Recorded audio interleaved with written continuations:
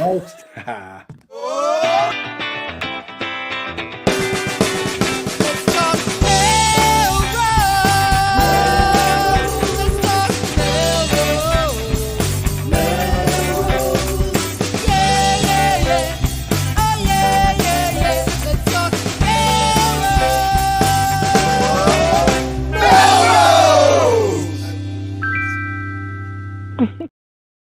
Good evening, Melrosians the world over. I'm Tom Catalini. I'm Sam Hammer. And I'm Tom Shampoo. And this is Let's Talk Melrose. Melrose, a show where Melrosians talk to Melrosians about Melrose. All right. How was the weekend, everybody? Look at Tom. What does that have to say?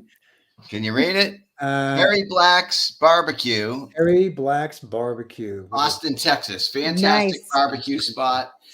So we had a little vacation. Sorry to miss the show last week and to miss all the wonderful things happening in Melrose, but it was great to go to another fantastic city. Stephanie and I had not been to Austin. Neither of us had been there before, so we got to explore the whole city. And there's a woman I work with who's from Austin, gave us some great tips, and a bunch of other people. It was pretty cool. Nice. Like Terry Black's barbecue. Was that one of her tips? That was from I got that tip. We got that tip from a local guy. So you go from one, we had the list and you go here, then we went to like a distillery that she recommended. And so, all right, so here's like an Austin thing. Here's a thing where they're like uncomfortably friendly.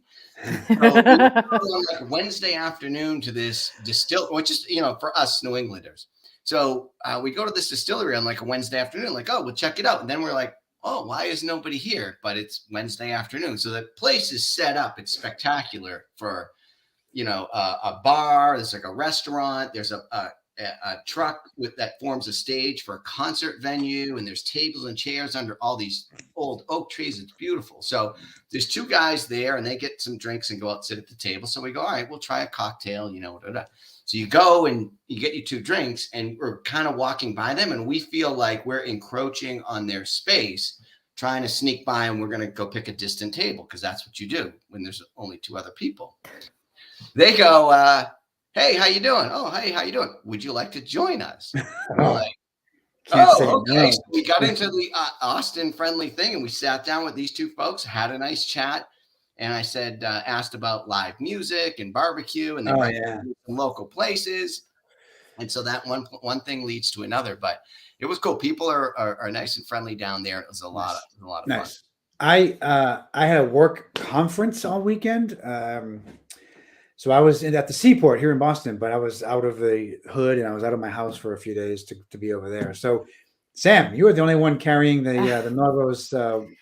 Well, Jen was around too, Jen LeClaire, and she did the things. Where is Jen tonight, by the way? We just glossed right over that. I know. We do have another Jen coming on. So Jen Raize-Thomas, school committee member and friend of the show, is coming on soon. So we will have a Jen to sit in for our Jen. Okay. But I'm still tired from the weekend. I went to the public safety building project presentation. All right. I'll put the link for the website up here. They did take a video. They did it over Zoom and in person. They have a video that they recorded. I tried to look for it quickly. I couldn't find it, but it will be out there if it's not already. Highly recommended viewing. Some of our the committee members are extremely talented Melrosians who put their talents to work for us as volunteers. Virginia Gibbons, who is, we miss her terribly here, is fantastic. She kind of hosted with the panel with Mayor Broder. And then on the other side, it was Chief Kalina, Chief Fallier, and Emmanuel Andrade, who is, it's Katie Pickett's husband. He's fantastic. So he does this work for the state. He helps them build buildings and construction and architecture and all that stuff. So this is his day job that he's doing for us as a volunteer. He presented the majority of the project and was extremely thorough. So I highly recommend it. It was captivating for the content. And on the website that I just posted are 2 videos that we did watch thoroughly as an audience of the current conditions of all 4 of our public safety buildings, which kind of compels you to want to know how to fix fix it, what to do. So we covered a lot of that last week in the show. That's right. I was there. In our supersize show. Right. You were there. Hey, can I just make a quick case? I'm going to do a call back to the Austin trip here for investing in public buildings. So I'm a big fan of the library project we're doing in town, and these other safety buildings need to be taken care of. Here's one of my favorite photos from the trip. This is the Austin Public Library downtown, rooftop deck garden. Like, this is the public library in Austin. Wow. How cool is that? Very cool. That lady is also very cool. Look at that cool lady in the white t-shirt. That's right. So this is one of those things where if you want people to sit, put some chairs out. Do you know what I mean? It's as simple as saying we want to activate a space, and so we'll have something that people can do there. So that's a good example visually too. It's a good example of that. And then Sam, there's a play you went to, so like it was a busy weekend for you. It was. I went to the Melrose Arts Festival. I got this precious necklace from Molly Phillips with Morris and May. Yes, Mark. The public safety building project is a community priority. It does come with a very hefty price tag, but very thoroughly planned. The questions that were asked from the audience were good. Not to go back to that is super important. Definitely watch that video, and we'll have them come back on. Then I saw Mean Girls, which was absolutely fantastic. Nice. And sorry, Julie and Mark at the Knights for not making it to your events this time, but I will be back. So, yeah. Excellent. Oh yeah. Fish and Game. The Knights was out firing on all cylinders. Battle of the Bands, I heard, was awesome. We unfortunately didn't get back in time, but I heard that was fantastic. Yeah, it was a big weekend here, as the future will be as well. I guess we'll go into the news, right? Yes, we will. And we should do that.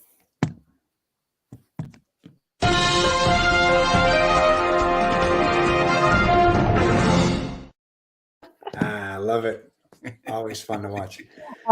May is National Asian American Pacific Islanders Month. So today and every day we celebrate our neighbors that are of AAPI descent and their contribution to our community, including the fact that our own Bo DiMatteo, our graphic artist on the Art on Essex project, is drilling holes in the art pieces themselves, preparing them to be hung, first in the windows at Beacon Hill Wine, but here's more on the project. Click that link, go find Art on Essex. So happy AAPI month to everyone, and thank you for your contribution to our community. Speaking of community reading day is coming up May 17th, I think. I'm pretty sure it's either 17th. But anyway, have you guys signed up? I've signed up. I have not. I have not signed up, but if you want to borrow the bullhorn for reading day, you are welcome. No, scratch that. I did sign up. I forgot. Oh, great. Yeah. Excellent. Yeah. All right. Well, there's still, I think, hoping for a few more folks, but community reading coming up. That's always excellent. And then this is going to be really quick because I want to get right to Jen. Yeah. But the next few weekends, Melrose is ready to party. So this weekend, May 6th, which is Saturday, the Temple is bringing back its 80s party, live band. Very fun. Always fun. Welcome. Yeah. The best party all year. And that you can go to after you pop over to the Kentucky Derby party with the Chamber. It's a Boys and Girls Club fundraiser at the Knights of Columbus. So I'll put that link here as well. Lots of things. Yeah. And then May 8th.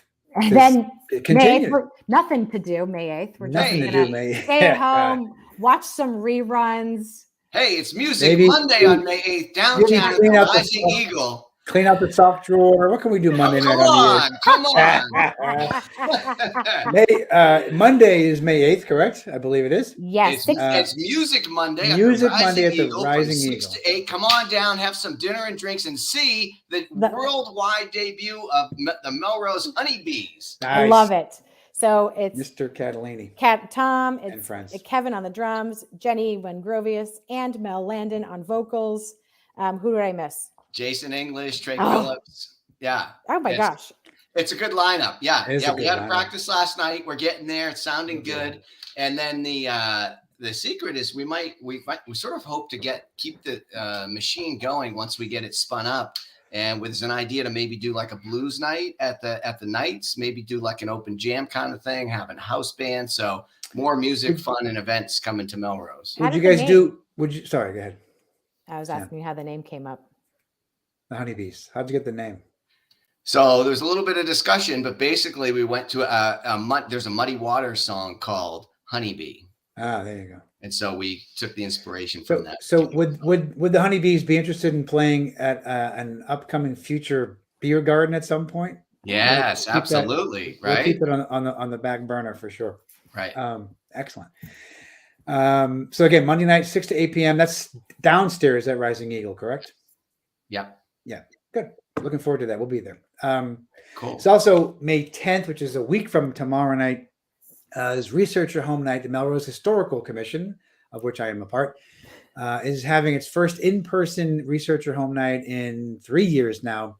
Sadly, it's actually filled. So we're just telling folks about it in case they want to join the wait list or join the next time we're going to have it. We're going to probably do a virtual version sooner than later so we can have more folks get started on learning how to do the resources and how to engage in the research of your house. So this will be at. So you're teaching us how to do the research. We're right? teaching what kinds of resources are available, online resources and in print resources, to learn more about your house, whether it's 50 years old or 150 years old or whatever age it is. And again, this used to be held at the library because the resources are available at the library. There's some great stuff there, books and maps and things, but the library is closed. So special guest, Tom Catalini, I heard, is coming next Wednesday, one Scott McCauley. Yes, I was going to say, if you can't make it to this, you go down to the vacuum shop because I was in there and he found all kinds of stuff about my house. Yeah. Wow. So he's going to come. He's going to bring a bunch of maps, like some white gloves, and then you can go over and look while he kind of goes through these antique maps. So anyway, this is not good for the folks who can't come on Wednesday night. But we do want. Hey, can you prop the kitchen door open, Tom? Sneak in the back. But if you do want to get, on the list of information coming out for the next one that we have, please send an email to us, and that email is historicalcommissionofmelrose@gmail.com. I can cut and paste that right into that. Oh, I got it in this. You got it. All right. Look at you, Sam. So that's next Wednesday. I already put it in the chat because I've got nothing else to do. I'm not going. So they're just telling me about a thing. I'm going to prop the kitchen door open at TBS, and then Tom and you can sneak in the back. Right. Oh my gosh. And then next weekend is Mother's Day, right? Mother's Day. It's Mother's Day weekend. So first, every weekend is Mother's Day. No, I don't. Every weekend's Mother's Day, but I don't think it's this. I don't think it's this not weekend. this It's the weekend, one after. the one after. The one after. So Yeah. get ready. The Lincoln PTO is pulling off its first prom, Parents of Melrose prom. Oh, Parents So of that's Melrose. Friday night. I think there's going to be a lot of 90s being played and early aughts. Saturday, the Rotary is having an afternoon tea at the Milano with the cakes and cookies and crumpets and things. Nice. That's going to be really fun. And then, of course, Mother's Day, which is the day of all days. Absolutely. For those who celebrate. And yes, we have a battle in our neighborhood between Mother's and Father's Day, but it's 2023. Mother's Day is absolutely the best and the top. That's the way it should be. That's See, my Tom, favorite day of the see year. how easy that is? That's how Yes. it is. I'm not taking the bait. All right, we have a guest. Yes. Yeah, we do. I'm going to play some walk-up music, and let's bring Jen Raize-Thomas.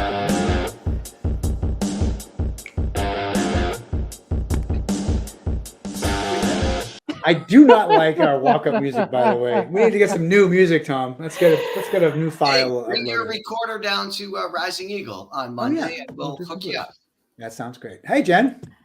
Oh, I think your microphone's up. It's muted. I'm such a techie. Yeah. Hi. Even my walk-up embarrassed my 13-year-old. Welcome. Oh, they're out. They're like, I'm out. bragging about me. Thank you for coming on. We really appreciate it. And there's a lot going on with the schools. We had talked about doing this weeks ago. And so I'm glad we kept this appointment because there's been a lot of activity out of our school committee. The only thing that's boring about being a school committee member are the meetings. Yeah. Everything else, there's always a lot going on. And, when we have a lot of people show up for public comment, that's extremely exciting.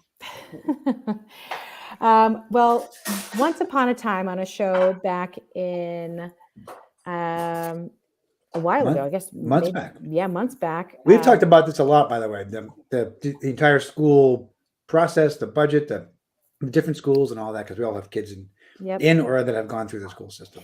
So right before we went on a show, breaking was the superintendent disclosing, first, let's just get this out of the way, that there was a $2.5 million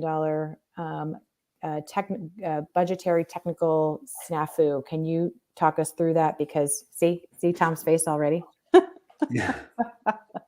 Yeah. So what happened was the grants that we had were counted twice, and you can't count money twice. It only counts once. And this was, it caused a shortfall. But what we paid was what the bills were. So the bills are the bills are the bills are the bills. And the same thing will be true this year, and it will be true next year, except we won't have the financial reconciliation problem that we had, which was that it wasn't realized until the end of the year had closed out. Yeah. All right, if we're going to start out with this, I'd love to hear about the controls because so what you're talking about accounted for like half of the shortfalls, like 1.2 million. And it was an accounting mistake, right? You double counting the money, like you said. And it wasn't me; it was the business person. Just to be business sure. person. I'm sorry. That's right. People know that the school committee has absolutely no control over how the money is spent. We can approve or not approve the budget once a year. Yeah. Thank you for clarifying that. But we have no control over how the money is spent. We do authorize, the warrants and whatnot. So we see what's being spent throughout the year, and we have monthly reporting on that. And we've been carefully monitoring that, and we always carefully monitor it. So one problem was the grants. The second part is that transportation costs for special ed out of district placements and out of district placement costs have skyrocketed. And that's going to continue to happen too. Plus, in the coming year, there's a plan for the out of district placements to the tuition to go up 14%. So we're talking about a balloon that's just going to keep growing and growing and growing. All right, before we get to that, just right back on the grants, and thank you for clarifying the role of the school committee. And I don't mean, I have questions as a community member, but I don't mean to Oh, no, it's fine. Any animosity towards you in particular or the school committee, but I do understand it to be the responsibility of the school committee to make sure that there's good stewardship at the superintendent and administration level, right? So I think that's fair. And so when I read the superintendent's letter submitting the budget, half of that shortfall was, and I totally agree with you, like the problem was they didn't find out till it was too late. And it's an accounting thing, right? We double counted the money. Somebody double counted the money. It was a mistake. The trouble I have is in the letter to I'm assuming it's to the school committee for this year's budget. It talks about like a long-standing accounting error that's been in place for a while. But when I did watch some of those meetings, this was an error that auditors found, put in a management letter. It was corrected and then slipped back out of practice, right? So that's the kind of thing I think that erodes confidence by the community. And so, you read the rest of that letter in particular, and okay, we're going to meet with this, the finance person, director is going to meet with the CFO of the city, and there's more people on it. But aren't there like defined controls in the accounting industry? Is there a CPA on staff that is following some kind of controls? That's this is not something that needs to be invented. It seems to me. It seems like there's a practice of doing this, that we manage things in a way and account for things in a way that there aren't like such huge surprises.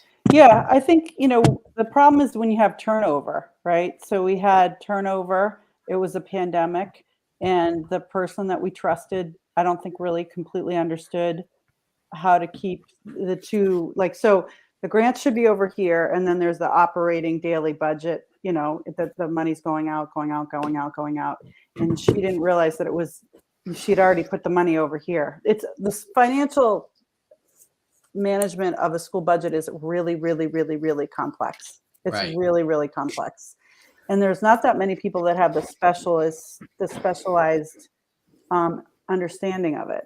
And so it's a small pool of people. And if you have a lot of turnover, you can go right back to those practices if you're not careful. See, that's exactly my argument for why we need better controls, right? So it shouldn't be dependent on any single person to just be knowledgeable and do the right thing, totally unchecked. There should be a system-wide control. Well, there's tons of systems controls. There's a lot. I mean, the city, you know, so that's why it's kind of interesting that it got pinned on one person, because it's, you know, the city watches the money go in and out too. So, and the city and the schools, all those folks should work really closely together. And that's what's happening right now. I can tell you that everything is being really carefully monitored now. But if you're in a pandemic and you're trusting the people to do their job correctly, and then you're waiting for a financial report that comes 6 or 8 months after the year is over, you can see how that can happen. Even, you know, if you trust people, you trust people, right? Our job as a school committee, like, of course, now we have to get more and more into the weeds, but that's not our job. All that is not our job. That's like the mayor's 100%. job. It's the, you know, it's the CFO's job. It's the business director of the schools, the finance director, you know, like that. It's not this. I mean, it really shouldn't have happened. And I'm embarrassed by it. I'm still horrified by it. But, you know, I don't go and check on people's work. That's not my job. Correct. That's not the appropriate response either. I would totally agree with that. Yeah. But absolutely, the city and the schools should have excellent controls. They should have best practices that they're using for, you know, for financial reconciliation after the year is over. We have a really open, transparent budget process that everyone can see if they pay attention and look at it. I know that the website's not easy to wade through. The meeting's kind of complicated, but it's all there. There's not like this dark. I didn't drink a lot of Manhattans and eat a lot of steaks. I can tell you that. right. I believe that, and I think like all the money was spent appropriately in the right thing. Like I don't think there's malfeasance. That's based on nothing other than my impression, right? Because I don't have data, but I am in the position where I believe that. But I think, you know, there should be some easy to understand mechanism that citizens could. How do we build that confidence back up again? So Tom, are you afraid that the fixes that have been put in place are not enough, or they're not going to work again, or do you have skepticism around what's been put in place already? Based on the fact that they were put in place and then eroded, sure. And I know there was a pandemic and all of that, but this is like, I don't know, if we had a factory and a guy lost his arm in the machine, we wouldn't go like, oh, we'll hire people that'll be more careful. We would put some guardrails and change the machinery. We would do something to take the odds of that from happening to be near zero. Right. So one way that the superintendent and Ken Kelly, who's the finance director now for the schools, have made it much more certain that will never happen again is that they've basically put every line item of the budget into each cost center. So like all the special ed teachers that work in schools are in the actual school budget for that particular school. So even if they're split like between the Hoover and Horace Mann, you'll see that they're cost centered out. Okay. Yeah. And then there's definitely a guardrail between where the grant money goes and the regular operating budget. And we're checking that every month now. Like we're reviewing, okay, here's how much of the grant money's been spent. Here's the regular operating budget, you know. So as somebody who pays closer attention to it than I do, with those changes in place, is it like easier for you to even easier for you to participate? Was anything learned in that process? I mean, I think what's learned is that you have to have excellent people working for you, and you have to have really good systems. So the system is as strong as it's going to be right now. And how do you hold to that system through turnover is really the thing, because we'll have turnover on the city side, we'll have turnover on the school side. We already know that we're going to have tremendous turnover in both places, right? And how do you keep that going? How do you keep the systems going? Through change. That's always, if the system's working. But the problem with school budgets is you develop them and then you go through that financial year, right? So we've developed this one for 24. We're in the process of trying to get the final number so we can vote on it and then send it to city council, right? And then you start July 1st. That's the beginning of the financial year for 24. And then all sorts of stuff can happen. Right. So you can budget really, really well and have a great plan. And then you go all the way through the year to the following end of the June, and then you reconcile it. And you have all sorts of costs. We have all sorts of controls and checks. Like we get monthly reports. We know right now that in this present year, the same big balloon expenses are there. Transportation, special ed. That's why we had to go to the city council and ask for more. Yeah. So I'm going to post a link to the FY24 budget because I think one way, to Tom's point about rebuilding confidence, is doing it over again. Like, here's an opportunity to start this process over again, start fresh. And so you've been the finance chair through this FY24 budget process. Can you talk through? I've been following along, and I try to keep up. Can you talk through what that process is? How do you start to build the budget? So in December, the superintendent meets with the leaders of the district. So the principals, the assistant superintendents, she basically says, I need data. I need you to give us your best estimate for this coming school year. What are you going to need and why? You got to back it up. And so she meets with all of them together and individually, and they start running the numbers. And then they start to develop what they think the estimated cost is going to be. And then we have many, many presentations. So we have the fees section of the budget, which is, we have sports, music, we have all the different, fees structure. And then we also have tuition. So the Early Education Center at Franklin, part of that is a mandated program for any kid that has an IEP. So that we pay for, that's like funded by us, but the rest of it is tuition based. And then there's after school care. So there's the early education. There's the ECC. I'm sorry. There's ed stations. Thank you. So like we have to set all those fees, and we're setting all those fees based on estimates for this coming year. So we passed the fees and the tuition stuff, and then you go into individual cost centers, which are the individual schools, and we have all the elementary principals present their budgets. Then we go to the middle school and the high school. Those principals present their budgets, and then Julie and Ken, the superintendent and the finance director for the district, presented the overall budget. Now, this year was complicated for lots of reasons. Obviously, the rebuild of this year that we're in, as well as the governor came in, and it's a new governor. And we needed extra time, so the budget numbers, the financial picture for the city is just getting ironed out now. So we're coming to the end of our budget season, and we still don't have a final number from the city. Yeah. So today we were asked to do one more big push of refining our numbers, and then we're going to work them out, and we'll have our final numbers this Friday. And then we'll review that. We'll review what our proposed numbers will be at next Tuesday's school committee meeting, and we'll probably vote. I think we have to vote, because then we have to go to the city council. And you'll wrap that up before 8:30, right? Just so people can. Well, I'm planning on going till midnight, because those are my favorite meetings, Tom. Not to dissuade folks from running for office for school committee, but you did all of that work with a full-time job and as a volunteer on top of trying to find a new superintendent for our district. That's the crazy part. Yeah. So thank you. Yeah, Sure. Thank you, Ken.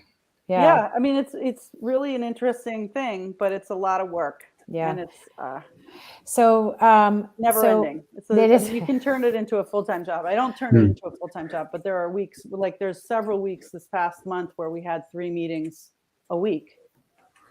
So I mean, should it be a full-time job? Should that be paid? Well, the city council gets city? $10,000 each city councilor gets $10,000 a year, and we don't get a penny. So I'm not saying that we're right now is a good time for us to ask for that, because I get that people are upset about that money. I was really upset about that money, but it wasn't done intentionally. Yeah. That money was going to be spent, whether we knew about it or not, because it was spent on kids. It was spent for the right reasons. It was an unfortunate accounting error, and we were, it's unfortunate we don't have the ESSER funds that we went through much more quickly than we.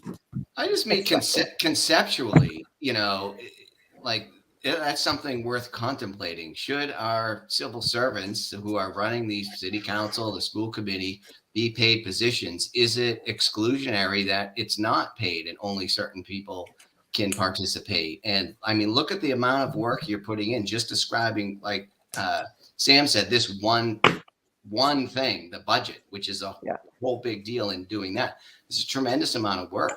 Yeah. I mean, what motivates you to get involved at that level and volunteer your time and expertise like that? Oh, well, I have 2 kids who are in the Melrose Public Schools. I have a daughter at the Roosevelt who's in 5th grade, and her name's Claire. And I have Kaylin in the middle school who's in 7th grade. And so back in 2016, 2017, I was like, okay, if I'm ever going to do this, I got to do it now. Because who, the orange man, got elected. And I'm like, I can't not do something if I really should do something. And my very, very dear friend, Chris Casatelli, had been on the school committee for 16 years. And she and I played rugby together. And she had been on me for a long time. Like, once I give up my seat, you should run. So she talked me into it. So here I am. Okay, we're glad she did. And you run. So I mean, right? And I work in school. You brought national politics into it, but also by your kids. So is this your way of trying to make it a better school system, pretty directly for your kids and other kids? Absolutely, yeah. Right. So let's keep in mind, right? And I work in a school. So I know what it's like to be in a school. I've been working in schools, in a public school, for the last 11 years. It's a small alternative school up in Salem, Mass. And I work with mostly Latina kids. And I've learned so much from that position, and I love it. But it's also like, if you work in a different district, you see the differences, between an urban setting versus Melrose, right? So it's funny. I find it ironic sometimes what people think is a big deal here. And then I go to Salem and I'm like, okay, what I'm saying? Mm-hmm. Like the last year when we voted on the mascot, 3 days before that, one of my students was shot and killed. I didn't really care about that vote. Yeah. And I know a lot of people care about that, and I care about it, but I didn't care about that vote right then. Yeah. Puts things in perspective. And the other thing I just want to put in perspective before we go to this, because you read in the newspaper and people go to public comment, maybe they're upset with the system or the school committee or whatever. You're another parent who stepped up to volunteer your time for free to do the best you can. So I think we have to take a breath and remember that. These are our fellow community members trying to help us out here. And it's a good. I mean, Tom's doing reading day, so let's not. Yes. Just all put it in perspective. Yeah. And I think one thing that Jen does extremely well is she comes out into the community often to humanize herself in this position. The show she came to Lincoln PTO, so people get to know her. And once that personal connection is made, there's a lot, we talk about this all the time, being in person, having conversations really can humanize folks so that we do have a better rapport when we do have to have these hard conversations. Can I pivot back to FY24? Yeah, go. Okay. Yeah. So in the last budget, in 23, there were some higher than expected costs for out of district placement, and you're anticipating, based on the way we procure out of district placement, that those rates will go up by 14%. That's the expectation. So can you talk through what that means for Tom, who's slamming his computer. Skipping time check. What is out of district placement to the nitty gritty? How do we determine out of district placement for students, and why is it so expensive? Okay, so let's say you have a child with severe autism and nonverbal, and they can do well within the Melrose Public Schools for a bunch of years, and it goes well, because we have some great specialized programs, incredible. One's at the Roosevelt, and there's some building out at the Lincoln too, right? For different specialized programs, because that's the right thing for the kids, and it's also a lot less expensive. So it's helpful to have the kid right in your own little city nearby. Anyway, sometimes kids get to a point, whether it's a diagnosis like autism, or it's a major mental health problem, or it's a severe learning problem, and the district cannot manage that. You can't provide the services that they are entitled to according to their individual education plan. So then there becomes a process of placement. And you always have to go to the least restrictive setting. That's the law. So you're always supposed to stay in the most open, most engaging setting. And then if a student really needs that, then eventually they will qualify for an out-of-district placement. And then it's found based on the availability, the location, the parent choice, and the specialization of the school.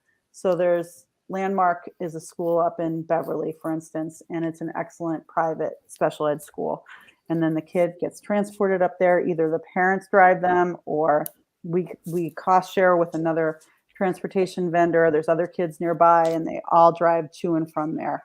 So a typical placement now costs $100,000 a year. And then, per child, per student, right? So it can cost anywhere, like, let's say it can cost anywhere from $60,000 to $80,000 for tuition. And then it can cost $40,000 to $50,000 for transportation, depending on whether you cost share it with, or whether it's a parent driving the child. So it's gotten ridiculously expensive. And, some students, absolutely, there's no other thing you can provide them. They have to go there. If you're blind, you may need to go to the Perkins School for the Blind, for instance, like if you're severely disabled there. So it's always going to be there. But I think the better thing to do and the less expensive thing to do is to build in very excellent in-house programs for as many students as we can and provide them an excellent experience in Melrose, which we have done with many students over the years. It gets harder to do if you don't pay people well, and Melrose does not pay people very well, and that goes across the board in all the city positions as well as in the schools.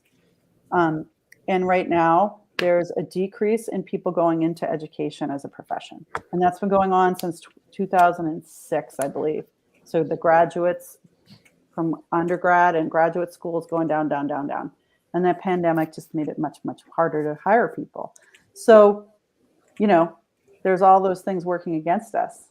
In spite of that, we're still continuing to build out programs, take care of kids, educate kids well. And I'm very proud of what we do with not enough resources. And historically, in Melrose, we have not funded the schools to the level that we should. Even post-override, that was not enough. Right. And now it's even harder because, as everyone knows, you go to the grocery store, what do you find out? How much are eggs? How much is butter? How much is milk? So if I'm an 8th grade math teacher in Melrose, I make what compared to an 8th grade math teacher in Stoneham? Like I don't have a sense. If, like you say, we don't pay well, I don't really have a sense of the relativity to something. I think it depends on the level of education of that educator, right? So do they have a master's? Let's say all things being equal. So I don't know off the top of my head, but and I don't know if it's a good comparison, Stoneham to Melrose, but let's say Arlington to Melrose or Winchester to Melrose. Okay. I think, where I work in Salem, it's not a very high paying district, right? So I have a master's, I'm a school adjustment counselor. So I have a LICSW, which is a licensed independent clinical social worker, which is, certification and license from the state. And then I also have from the Department of Secondary Education, a school adjustment counselor. I have like 11 years of experience working in public schools, more experiences other places. So I'm like at the top of my pay scale, other than going to get a PhD or a CAGS, which is a leadership training. And, I make $86,000 a year. So I get a lot of time off, but that's low. That's like probably what Melrose would pay, right? And then If I was in Arlington, if I was in Arlington, I'd be like probably making 110. If I was in Newcastle, I'd be making 110. So I'm not like, don't quote me on that, but that's no, but that's helpful.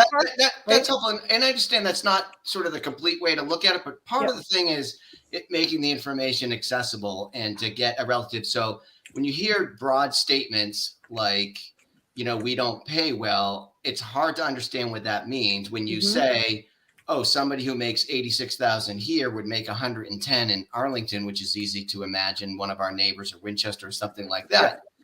You go like, wow, okay, we're not talking about a 5% difference. We're talking about a dramatic difference. Yeah. So I just put a link. I did a quick search. I put a link to the Mass Department of Education teacher salary, and this is for the 20 and 21 school year. So I put some data in there. $76,000 on average for Melrose, Winchester. Plus. It's average. 89,000 plus. So.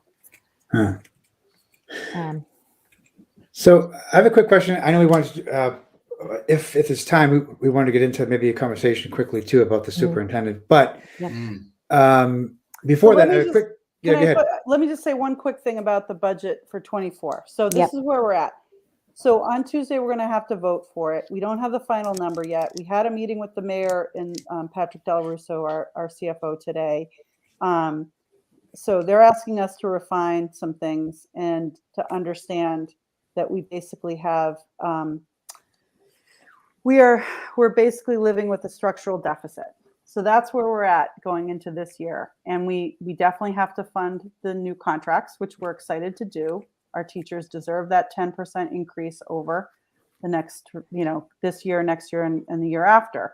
But we're going to have to continue to talk with our entire community about how do we get to the numbers that we actually really need to have a thriving school district where teachers are excited to come to work. And I think a lot of teachers are excited to come to work. Yeah. But, we have to keep making it a really great experience for our students and for our teachers.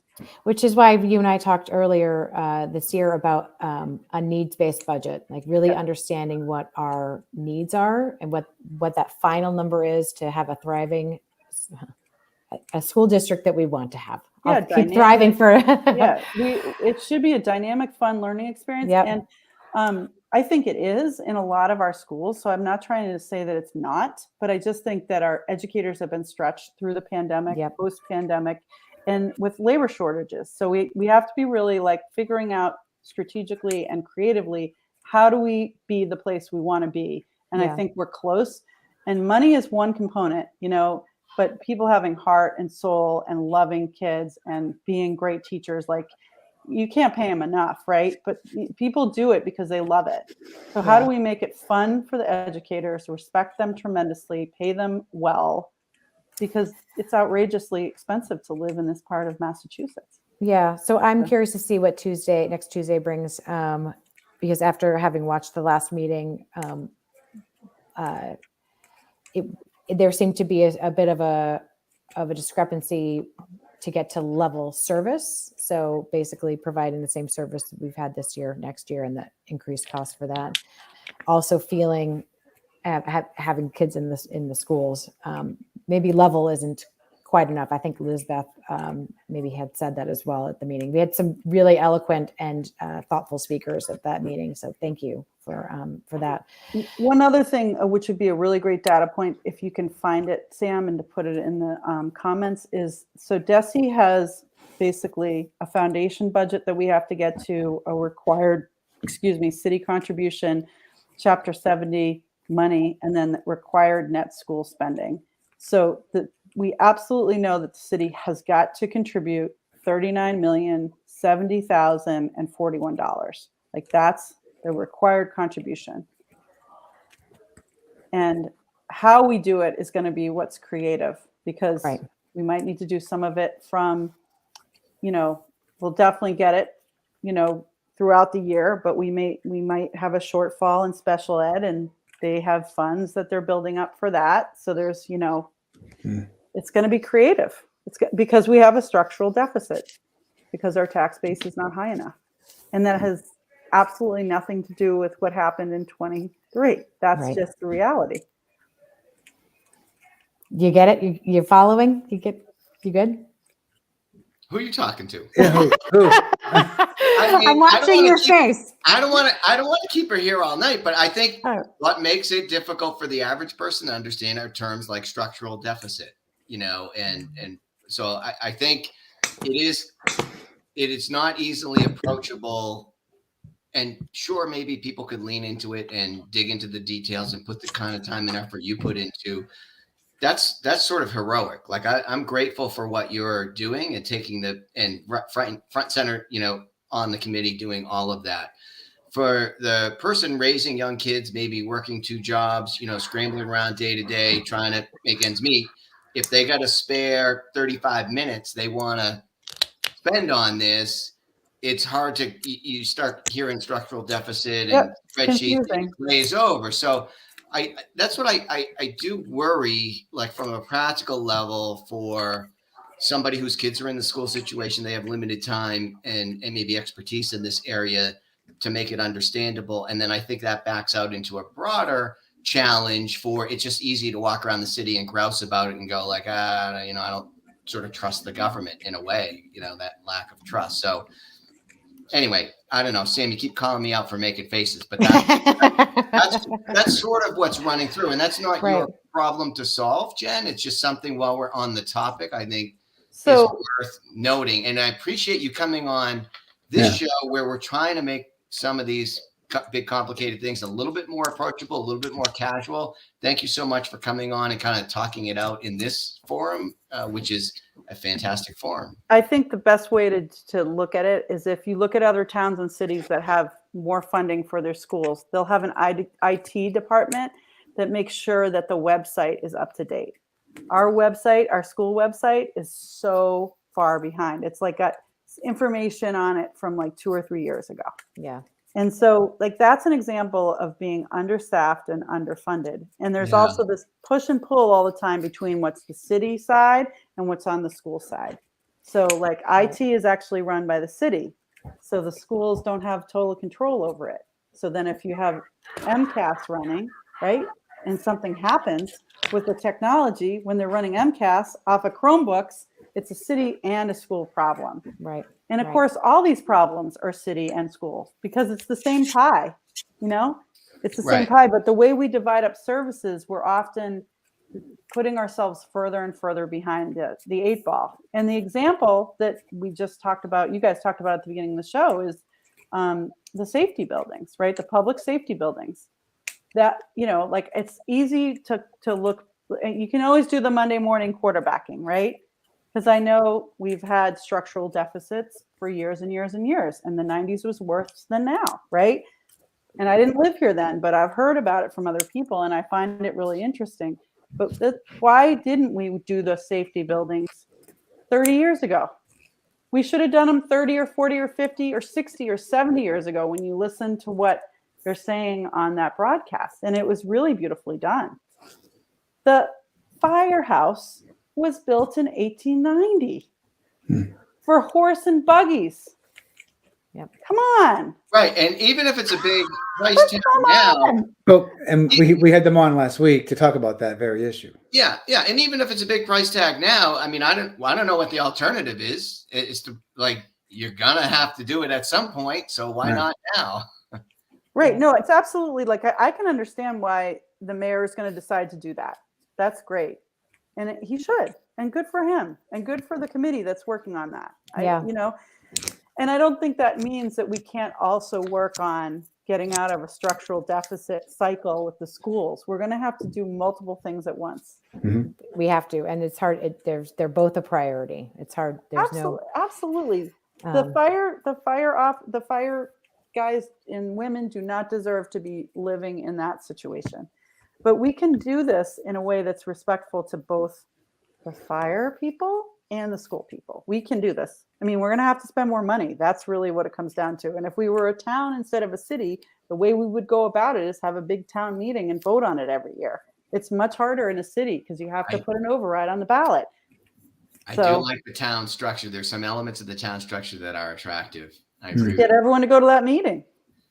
Well, but it also seems like more people are scrutinizing to a greater degree. I don't know. At one time, I looked at the stuff over in Arlington, and I was like, oh, it's kind of impressive packets and participants and all of that. But anyway, I don't think we're going to restructure the city at this moment. But so we got Jackie Lavender Bird chiming in here on the comments. Right. I thought she'd come in and give a clarifying definition of structural deficit, but nevertheless. All right. She's my go-to person. She's really been my mentor in many ways. So yes. Thank you, Jackie. So for those who are listening, Jackie says, to simplify, the FY22 cost for students' essential needs far surpassed what was budgeted. The error wasn't caught until after the fiscal year ended, which is what Jen had said. But the students' needs still exist, so it was also an issue in FY23, which is right now closing, and will be even larger issue in FY24. So thank you, Jackie. So this issue is, you'll be coming back on a few more times. If that's I'm sure. We have a follow-up from Jackie, by the way. So thank you, Jackie. Yep. So if we could pivot to some good news. Great. You mentioned, you've hired a interim superintendent. I did some cyber searching. Can you tell us about? Hang on, Bob Bell drops the mic here. This is, I think, the key issue. I think this is the key issue: confidence in leadership, and that is a challenge. So anyway, I know we're trying to move on, but well, I just want to say one more time, because this is what Sam and I talked about before we were going to go on air. The money is the money is the money is the money is the money, and of course, you should require trust and confidence in your leadership. I agree with you, Bob, totally 100%. But, people are human and make errors, and we still have to fund the schools. So that's where we're at. And hopefully we can rebuild trust. Yep. And part of that is coming out on shows like this and meeting the public where we're at. So thank you. Because we always happy to come out, Sam. I know you are. Yeah. So tell us about this interim superintendent. Okay. So John Macero, he is a long-term educator, was a superintendent in Stoneham for many years. Before that was a superintendent for the first time in Winthrop for many, many years. He's a resident of Winthrop. He loves hockey. He loves the arts. He was a theater guy at Boston University many years ago when he was in college. He's been a principal of at least 2 different schools. He's charming. He's funny. He answered our questions about special ed so well, so well. It was pretty much unanimous by the whole committee that we were all very enthusiastic about his potential candidacy as a superintendent. He was very convincing in Stoneham to have them raise a lot of money for their new building there. So he's got a strong record in terms of building confidence and leadership in finance. Jason Merrill, I know, worked with him in Saugus because he worked in Saugus. He's very well liked. He's just he's going to take good care of our leaders, our assistant superintendents. Both are relatively new, Jen Turner and Carrie Berman, and they both deserve a lot of support and time and mentoring. And I think he's very good at that. So for many, many reasons, I think he's going to build confidence in parents. I think he's going to be extremely accessible. He lives in Winthrop. He's not far. He kept saying, you got to be at the football games. He also said that it was a little bit like interviewing for the Yankees. So I think it's going to take him about a month to feel like he's rooting for Melrose because, he was in Stoneham for a while. So he's very proud of our football team. And he was going to go to Mean Girls. I'm pretty sure he probably went to Mean Girls over the weekend. Oh, nice. Big theater guy. Yes. So thank you. We're all excited to meet him. Do you know when the transition would happen or how that's going to work? So right now I know his contract is being negotiated. He was very enthusiastic. He was watching us debate when we were debating who we were going to hire. So when Margaret went into executive session and like went to the office to call him, he picked up right away like that. He's like, yes. So that's always good. So I think he'll begin in June. I hope what'll happen is a couple of days a week before Julie leaves, and Julie's leaving a couple weeks like earlier because she has all this time saved up. So I think he'll probably be in the middle of June full time or around there, around the 20th, 15 to 20, around there. Wow. But they'll have some crossover before that. Well, I love your enthusiasm, and I hope to also be inspired by our new interim leader, and I can't wait to have him on the show. So mid-June, we'll book him for. Maybe wait until July. I'm just kidding. But thank you for that. Sure. As we were all, concerned that we needed somebody at the helm, and now you've provided us someone. So thanks, and I look forward to hearing what he's extremely passionate about moving us forward with. So we have lots of things. So great, Tom. Awesome. Thank you. All right. Well, Thank you, Jen. Thanks so much for being here. Really appreciate you. All right. Appreciate what you guys are doing too. Keep the conversation going. Keep it All simple. right. All right, don't hang up. Yeah, we have to dance it out. Yeah. Yes. All right.